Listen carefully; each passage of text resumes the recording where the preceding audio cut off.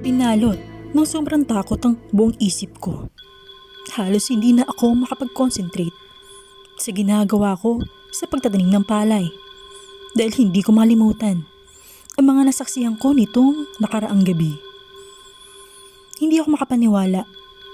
Akala ko wala nang nabubuhay na aswang sa millennial generation ngayon. Akala ko mga psychosis patients lang ang mga taong nag-claim na may lahi silang aswang. Pero aktual kong nasaksihan ang pagkain ng isa sa pinakamalapit kong kaibigan sa isang walang kaawa-awang baboy sa likod bahay nila. Sobrang nakakasuka talaga kapag naaalala ko pa iyon. Gusto ko nang umalis dito pero paano? Paano?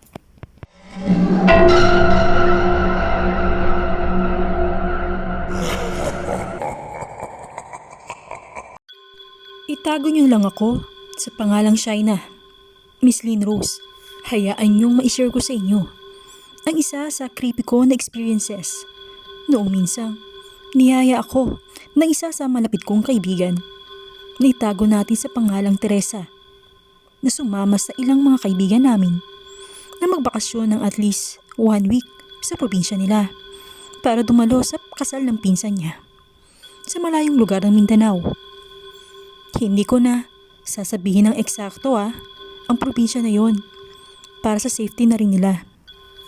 Nais ko lang talaga na i-share ito sa inyo para maging aral sa lahat din ng ating manonood.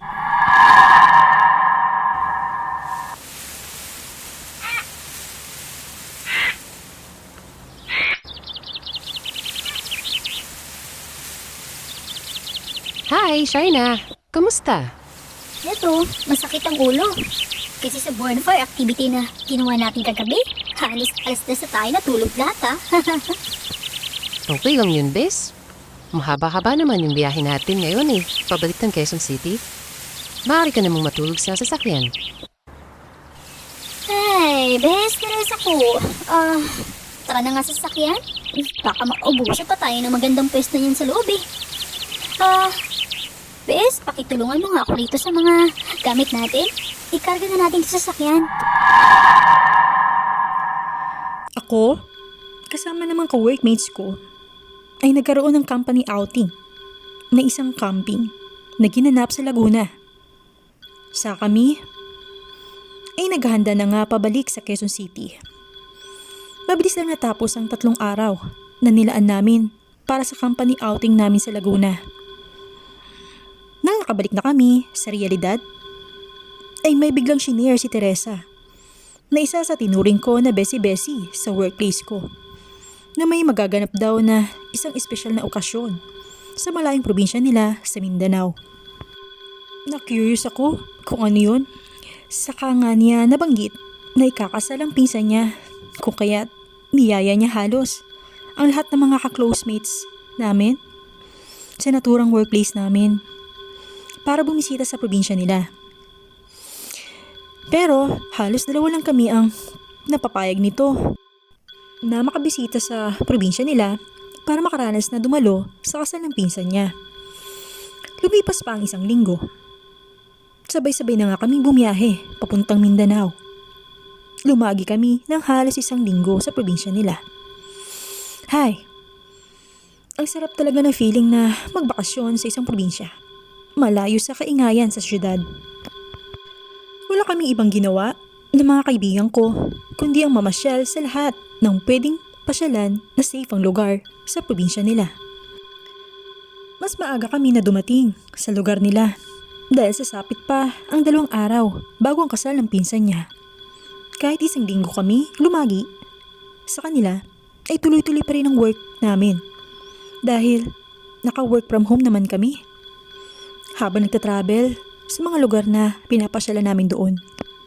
Sa kabila ng lahat ng paglilimaliw na inaatupag namin sa probinsya na yun, minatuklasan ako na halos na kinataas ng buong balahibo ko.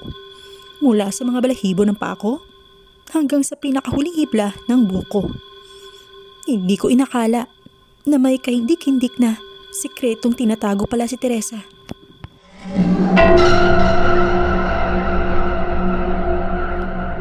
Aksidente ko lamang iyon na diskubre.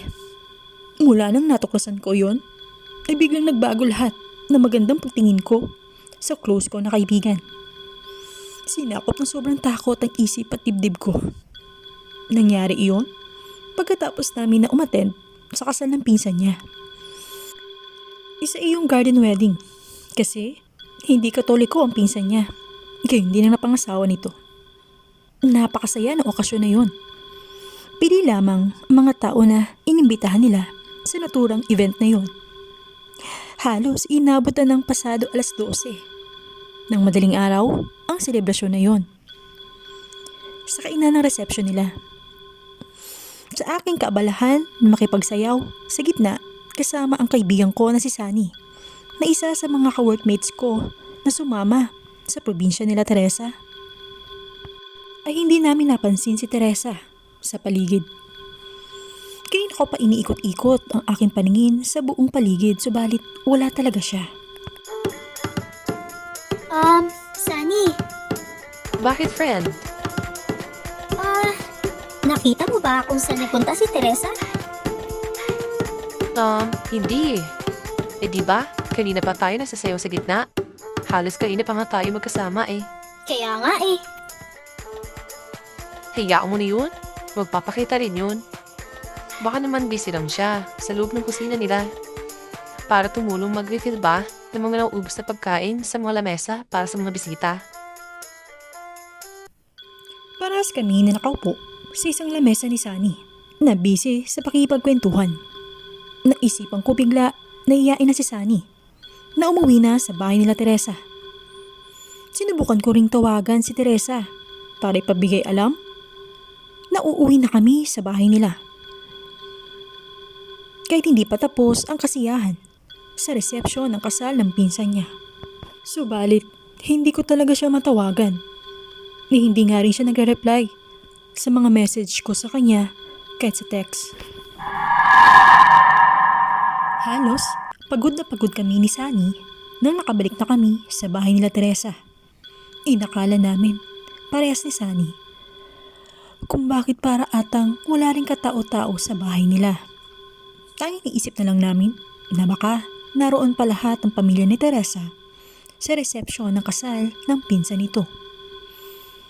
Sa pagitan naming dalawa ni Sunny, ay ako pa ang hindi masyadong makatulog ng mga oras na yon.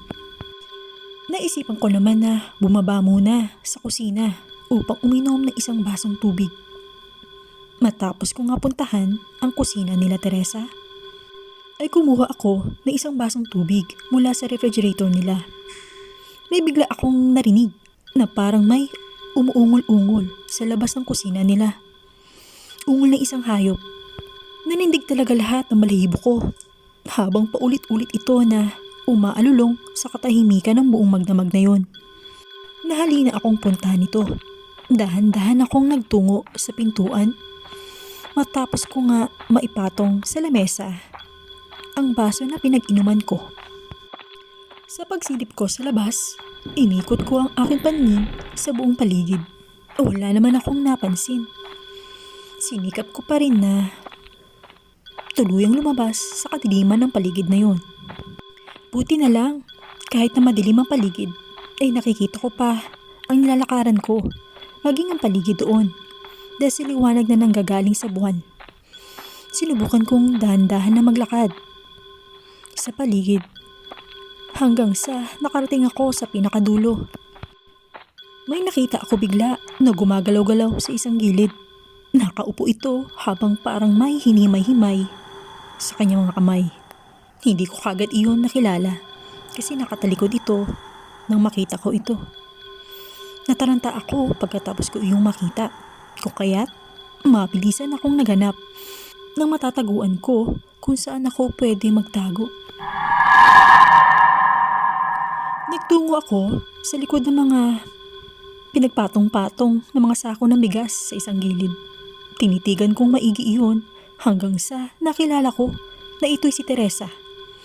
Tatayo na sana muli ako para lapitan siya pero bigla naman akong natalisod na kinaresulta ng pagkakalaglag ng nakapatong na walis tingting sa sahig sa unahan ng mga pinagtataguan ko. Dahil doon, ito'y nakaagaw ng pansin kay Teresa. Napaharap ito sa kinaroroonan ko. Hindi ko sinadya na makita yung itsura nito. Nang napasilip ako sa isang maliit na butas na naroon. Nakakatakot ang itsura nito. Biglang tumanda ang mukha nito. Gulo-gulo ang mahaba nitong buhok. Malago ang kilay nito. Tapos namumula naman ang kanyang mga mata. Malalaki ang kanyang mga ngipin na matutulis habang naglilimahid naman sa kadungisan. Ang nagkalat na mga tugo sa iba't ibang parte ng kanyang nguso at mukha. Parang hindi si Teresa ang nakita ko, pero alam kong siya iyon. Dahil sa kanyang tindig ng pangangatawan at damit na suot sa buong araw na yun.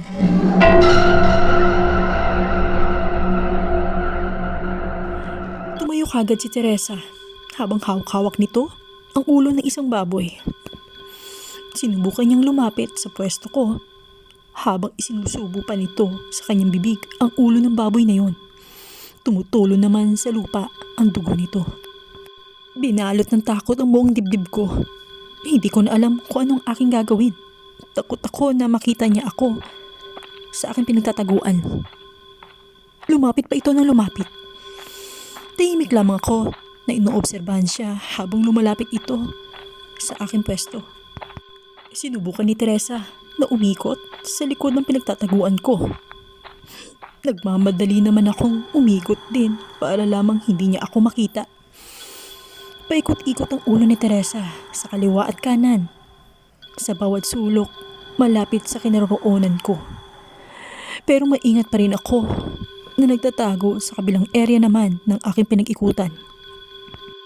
Maya't maya pa, ay muli na itong umalis doon saka bumalik sa dati nitong pwesto. Ako naman ay nagmamadali na namang umikot muli sa likod ng mga pinagpatong-patong na bigas. Naroon lang ako, nanonood sa kanyang ginagawa. Sa buong magdamag, halos nakita ko ang lahat ng kanyang ginawa. Habang kinakain nito ang puso, bituka, utak, laman ng baboy na kanyang kinatay habang hilaw ito. Pagkalipas nga ng ilang sandali, ay saka nga niya pinaglalagay lahat ng yun sa isang sako. Yung mga hindi niya naubos. Hindi pa siya nakontento. Dinoblehan pa niya ito ng isang sako pa. Para lamang maitago ang ilang bahid ng dugo na tumagos mula sa sako na una niyang ginamit. Sinamantala ko naman ang pagkakataon na yun. Dahan-dahan akong bumalik sa bahay nila habang abala pa si Teresa sa kanyang ginagawa.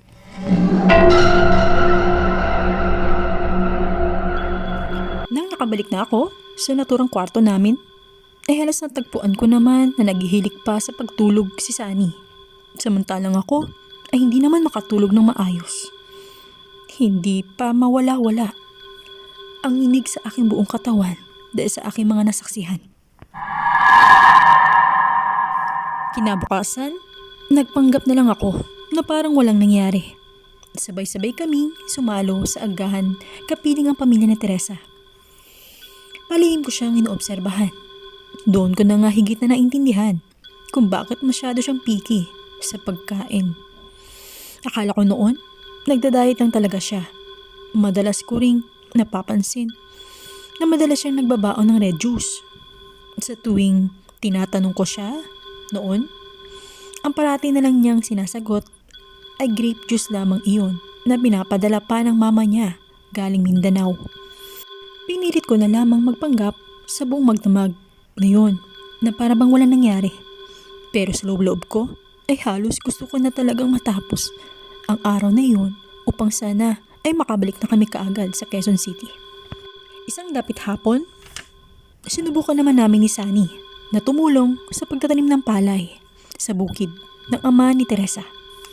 Mayroon kasi silang sariling palayan at nagsusupply din sila ng halos sako-sakong bigas sa mga palengke malapit sa lugar nila. Nakatulala naman ako sa isang gilid ng puno matapos namin gawin ang pagtatanim ng palay. Naroon lamang ako sa isang lilim ng puno na nagpapahinga. Samantalang si Teresa at Sunny naman ay tumutulong sa ilang mga pinsan nito na nagagapas naman ng mga butil ng palay para gawing bigas. Kalaunan, sinubukan ko namang maglakad-lakad sa paligid hanggang sa nakarating ako sa isang magubat na area. May nakita ako sa di kalayuan na naroon din ang mga magulang ni Teresa na para bang may inuhuli silang isang baboy ramo sa isang masukal na gubat. Muli na naman akong nagtago sa isang gilid ng puno. Pinapanood ko kung anong kanilang mga ginagawa sa paghunting. Nang nahuli na nila iyon, nakita ko na tinaga ng ama ni Teresa ang leeg ng baboy ramo na iyon. Saka nga niya ininom ang sariwang dugo nito. Pinagsaluhan pa nilang dalawa na mag-asawang iyon ang nakuha nilang dugo na umaagos mula sa leeg ng baboy ramo na iyon. Nanindig talaga ang buo kong balahibo sa aking nasaksihan. Nanlalaki rin ang aking mga mata. Hindi ko matiis na makita iyon. Nakita ko pa na hinugot ang puso nito at tatay. Nang nahuli nilang baboy ramo, saka nga nila pinagsaluhang dalawa. Grabe, nandiri talaga ako sa aking nasaksihan. Sabi ko nga sa aking sarili, katanghali ang tapat. Ginawa nila yon? Ang buti hindi sila nasunog o nasilaw man lang sa tirik ng araw. Ano bang klaseng mga nilalang sila? Takot na takot ako sa mga oras na yon. Agara na lamang akong nagmamadali na umalis sa area na yon. Bumalik agad ako sa bahay nila Teresa. Halos aligaga ako na mag-isip kung papaano nga ba ako magpapaalam sa kanila na gusto ko nang umalis sa lugar nila. Hanggang sa naisipan ko na kung sa bahay ng aking kapatid na naroon sa Quezon City para pakiusapan ng aking mama na gumawa ng chat sa akin. Isang message na nagsasabing pinapauwi na niya ako kagad sa Quezon City. Hindi ko masabi ng direkta sa mga magulang ko kung ano ang mga nasaksihan ko sa lugar na yon. Dahil alam ko na mas aatakihin pa sa puso ang mama ko kaysa sa akin. Sa pagsapit ng dapit hapon, matapos nga pumayag ang kapatid ko sa plano na shinare ko sa kanya, wala na nga akong sinayang pa na pagkakataon. Kinausap ko ng masinsinan si Teresa at sinabing may emergency lang na nangyari sa aming bahay.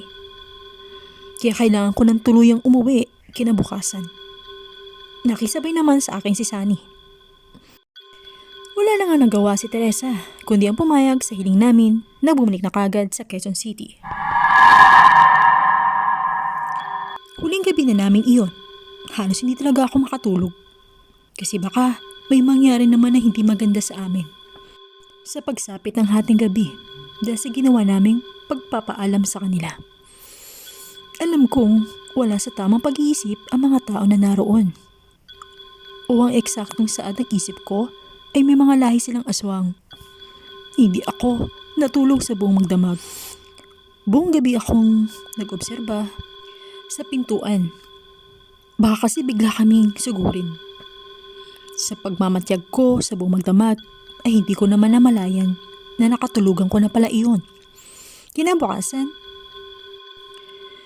halos tanghali na pala ako nagising. Si Teresa pa ang gumising sa akin para sabihan na malilate na kami sa flight namin. Hindi pa rin talaga nawawala ang pangamba ko mula pag-alis namin sa bahay nila hanggang sa nakarating na kami sa airport.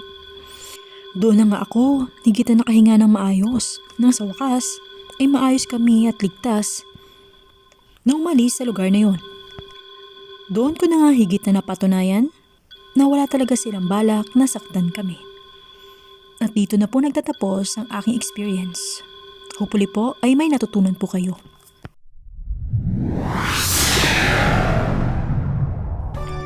Hi po! Kamusta po kayong lahat? Nagustuhan niyo po ba ang ating i-share na experience sa inyo? Kung ito inyong nagustuhan, huwag niyo po kalimutan na mag-subscribe, mag-share, mag-like, at mag-comment sa aking YouTube channel kung may nais po kayong sabihin. Huwag niyo po kalimutan na i-click ang bell para always po kayong ma-notify sa mga susunod pa na experiences ang ating i-share sa inyo. Maraming salamat po and have a good day.